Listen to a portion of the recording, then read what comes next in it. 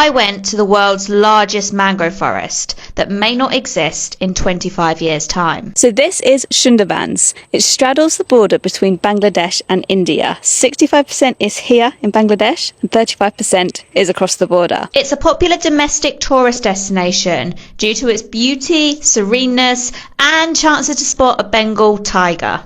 However, millions of people call the Sundarbans home, and it is a home that is severely under threat. Rising sea levels could wipe out this part of the country, displacing its population, killing endangered tigers, and leaving Bangladesh more vulnerable than ever to extreme weather. Even today, it's causing huge problems with flooding, extreme heat, and less access to clean drinking water. Plus, in the depths of the mangroves, pirates operate. But there was some positivity on our Sundarbans trip. The growth of tourism has brought more jobs and economic opportunities to locals and has meant they don't need to risk kidnap.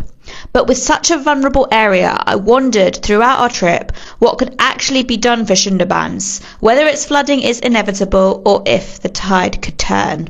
Just boarded our boat at a place called Mongla. We're going to cruise down the river for, what do you reckon, about 30-40 minutes? This is Mongla, a port area. And we were saying as we were coming in, it is all quite industrial here, which is interesting sort of as it backs onto a national park.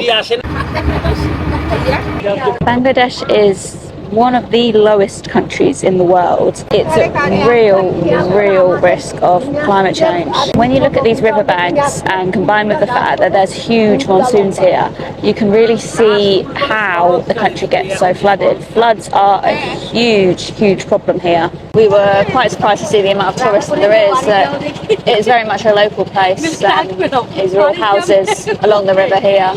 These are some of the people that will be the most affected by the climate change crisis in Bangladesh. Really. Not our resort, but you can see one of the resorts here. And this is the resort. Oh, this is really cool. We're staying literally in the mangroves. The incredible hospitality of the staff here meant that we were able to go straight to lunch as soon as we arrived. Yeah, there's certainly a lot of domesticated animals here. Some goats back there, chickens. And this is a village on the side, and it's a community-based tourism initiative. People from the community will work at the resort and it will directly go back into the village. So it seems like the meals are in the village. And Fahad, our guide, has informed them we're vegetarian. I'm not sure what all of this is. We've got a dal here. It looks like maybe another type of dal here. No idea what this is. It looks like applesauce. Some sort of beans. We've got okra there, some sort of chilli, and look how much rice we've got for two of us. Here we are, made it to our cabin. In here we have a double bed. It's got AC, 2 fans. I'm all prepped ready for our boat trip. And then we've got a big 3-litre bottle of water there, which is handy. And then out here we've got our own little balcony area, complete with a swing. I do not think it's recommended to jump off into this water though. I think there are crocodiles. There are literally no other foreign tourists here. There are Bangladeshi tourists, but foreign tourists just don't come here. We have got a little bathroom in here as well, which is just pretty standard. It does have a rain shower. So we've just boarded the boat again. We're going to head down one of the rivers and see if we can see any animals. Now, the Sundarbans is famous as one of the last strongholds of the Bengal tiger. It is extremely unlikely that we're going to see a Bengal tiger, but we will keep our eyes out. Around 100 of the Bengal tiger remain on the Bangladesh side of the forest. In Sundarbans, you'll also find saltwater crocodiles, also extremely dangerous, spotted deer, which often graze the forest edges, and of course lots of monkeys. It's also one of South Asia's best places for bird life. Then what we can't see beneath the water, there are fish ecosystems from the Bay of Bengal. There's loads of crab and shrimp, and this is a real lifeline for the people who live here. This is what makes Sundarbans so special. There is such a rich diversity of wildlife, but it is also a place that is hugely under threat. Mangroves can adapt to salt and shifting tides, but they struggle when change happens too fast. If sea levels rise faster than the forest can expand inland, large areas of the mangroves may vanish. This not only means loss of biodiversity, but also the loss of a natural barrier that protects millions of people from storms. Scientists warn that Sundarbans could shrink dramatically in the coming decades. The rowing boat became available, so we jumped in here to do our river tour. First wildlife spotted. There's a monkey over there. Oh, there it is. I said, he's going over there. Yeah. Yeah, I can see it in the fork of the trees. This makes you feel like David Attenborough. If you are lucky, you could see crocodile here. Oh, okay. So in the morning, it's low tide. Yeah. If they are here, you will be able to see. Right, okay. So low tide is the best tide. Low tide is the best time to see. Also during winter, it's best time to see wildlife in Sundarbans. For 3 months, 3 months. It's closed. Is that June, July, August? Yeah. Still you cannot go inside because of some pirates. Oh. Sundarbans has some pirates. What do? They kidnap people? They kidnap the local people. Oh, really? Take money from them. If they don't get money, they beat them. Sometimes they kill them. But this is fine. Yeah. As soon as we go inside. These pirates operate deep inside the forest, but locals sometimes need to go into the area for fishing or gathering. Their presence leaves a constant shadow over Sundarbans, which we learned about more when we spoke to the local people. Although the climate situation is incredibly concerning, it does seem like day-to-day life has improved in these local areas of the Sundarbans, thanks to tourism. Booked a resort here. He is getting money. This guy is getting money. Before, they had no work here. They are going into the forest. Maybe pirates are beating them. Really? Hard life for them. Yeah. But now, because of this half an hour or an hour boat ride, he is getting 500 to 800. Yeah. So that's make his life easy. Because of you book the resort, the other stuff, they are getting salary. And there is a lot of village. So in the resort, it's only villagers are working.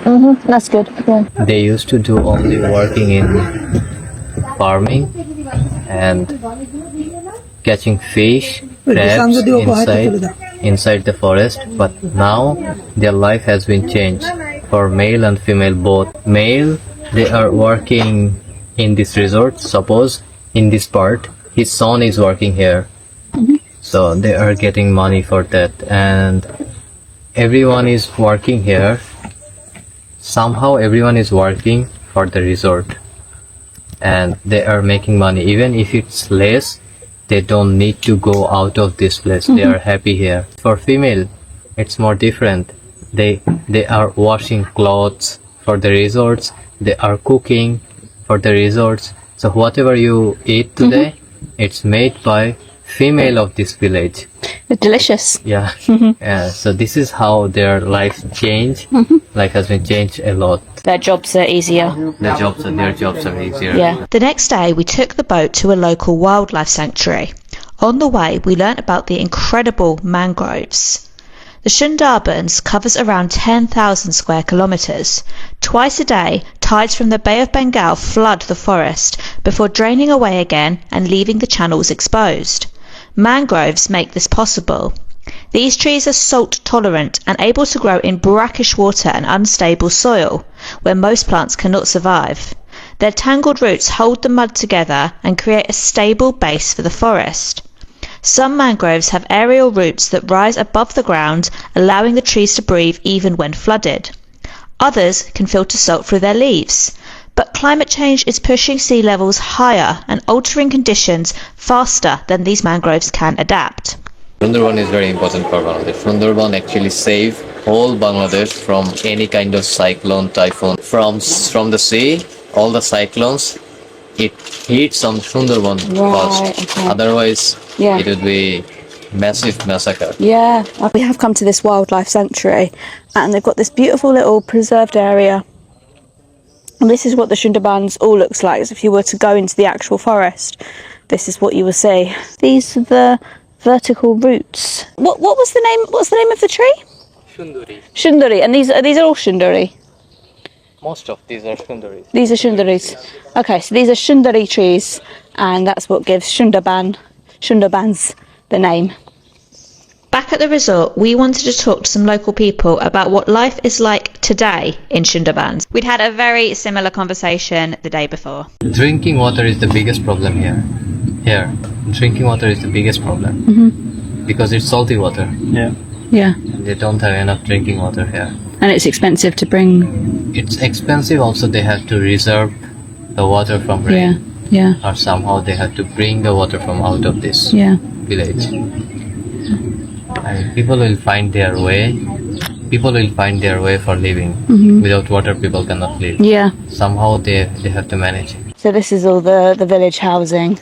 It definitely seems like tourism has meant that the way of life has improved for people of the Sundarbans, but it can still be very difficult, and climate change is making it harder and harder.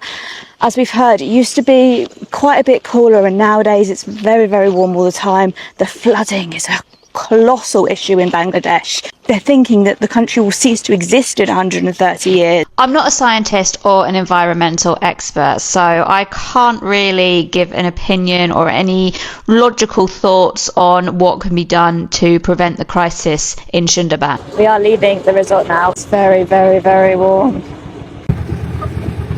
We've not seen a huge amount of wildlife. I'm guessing that a lot of the creatures are within the actual national park, the UNESCO site, and as I've explained, that kind of is a no-go area at the moment because of the pirates.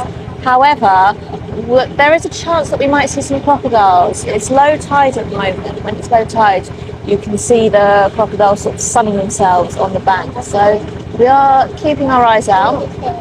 We'll see if we can see anything. And there are also a few monkeys sort of frolicking in the trees, but it's this thing with recording. Whenever you sort of go to record, they disappear. And it was time to leave Sundarbans and continue our Bangladesh trip. I don't know what the answer is for Sundarbans and its climate crisis, but I know that sustainable tourism is helping here, and I believe that speaking about these things as much as possible can only help. So thank you for watching this video, and please keep Sundarbans in your thoughts and talk about it if you can.